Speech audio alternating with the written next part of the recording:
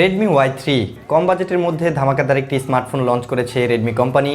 15,000 টাকার মধ্যে বর্তমানে 32 মেগাপিক্সেলের সেলফি শুটার ক্যামেরা অফার করছে এই স্মার্টফোনটি। এছাড়াও 32 মেগাপিক্সেলের এই সেলফি শুটার ক্যামেরার পাশাপাশি আরও দারুণ দারুণ কিছু ফিচার্স অফার করছে এই স্মার্টফোনটি। হ্যালো গাইজ, আমি মাসুম, আপনারা দেখছেন গরিবের অ্যান্ড্রয়েড ইউটিউব চ্যানেল। আজকে কথা বলবো রেডমি Y3 এই স্মার্টফোনটির সম্পর্কে। 15,000 টাকার বাজেটের মধ্যে এই স্মার্টফোনটি 32 মেগাপিক্সেলের সেলফি শুটার ক্যামেরার পাশাপাশি আর কি ফিচার্স অফার করছে টোটাল ডিটেলসে আমি আলোচনা করার চেষ্টা করব। তাই জানতে পুরো ভিডিওটি ধৈর্য ধরে দেখে ফেলুন এবং ভালো লাগলে একটি লাইক দিয়ে শেয়ার করে দিন আপনার ফেসবুক অ্যাকাউন্টে। এছাড়াও নিয়মিত নতুন সকল স্মার্টফোন সম্পর্কিত ভিডিও পেতে এখনই আমার চ্যানেলটিকে সাবস্ক্রাইব করুন এবং পাশে থাকা বেল বাটনটিতে প্রেস করুন সবার আগে আমার চ্যানেলের ভিডিওগুলো নিয়মিত দেখার জন্য। So let's get started.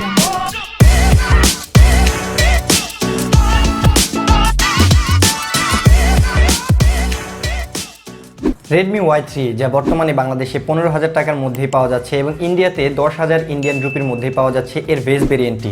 তো 32 মেগাপিক্সেলের সেলফি শুটারের পাশাপাশি কিছু নতুন ফিচার্স অফার করছে, কিছু ভালো ফিচার্স অফার করছে এই স্মার্টফোনটি। তবে আজকের এই ভিডিওতে আমি তাই জানানোর চেষ্টা করব। তো প্রথমেই আমি এই স্মার্টফোনটির ক্যামেরা দিয়ে শুরু করি। এই স্মার্টফোনটিতে ডিসপ্লে সেকশনে যে নচ দেওয়া হয়েছে তাতে ইমপ্লিমেন্ট করা হয়েছে একটি 32 মেগাপিক্সেলের সেলফি শুটার ক্যামেরা।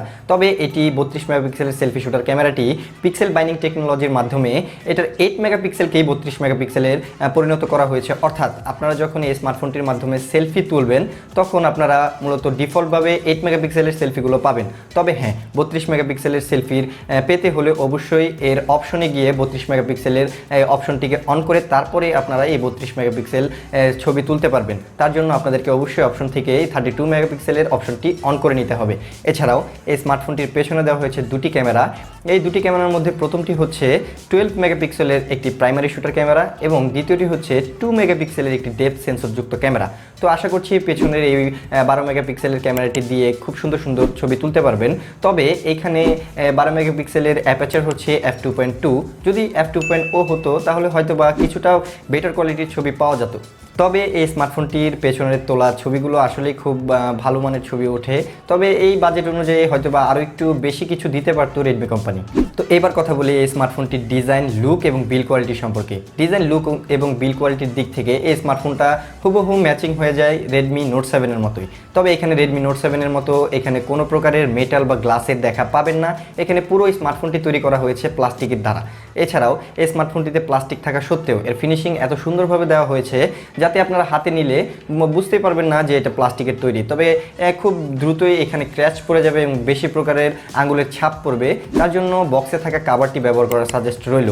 এছাড়াও এই স্মার্টফোনটি প্লাস্টিকের তৈরি হওয়া সত্ত্বেও এই স্মার্টফোনটি কিন্তু রেডমি নোট 7-এর চাইতে অনেকটাই হালকা।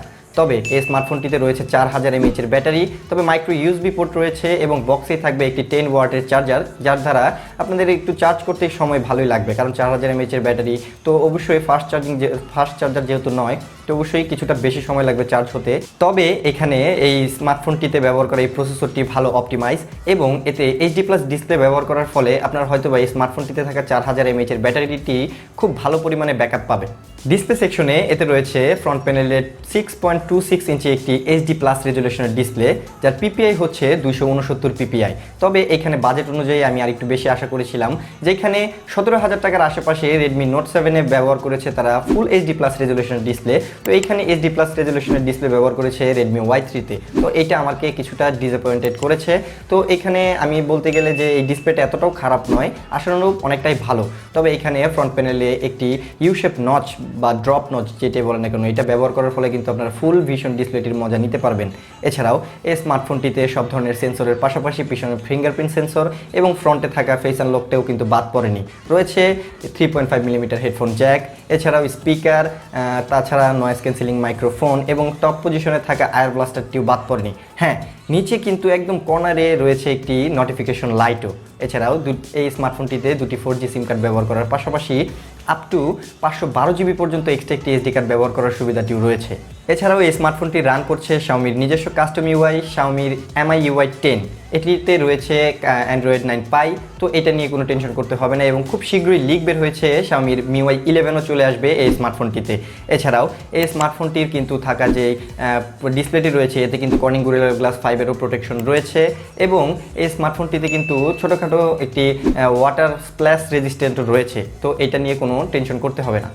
এবার কথা বলি এই স্মার্টফোনটিতে থাকা সবচেয়ে গুরুত্বপূর্ণ বিষয় প্রসেসর সম্পর্কে। প্রসেসরের দিক থেকে এতে ব্যবহার করা হয়েছে স্ন্যাপড্রাগনের 632 একটি অক্টাকোর প্রসেসর।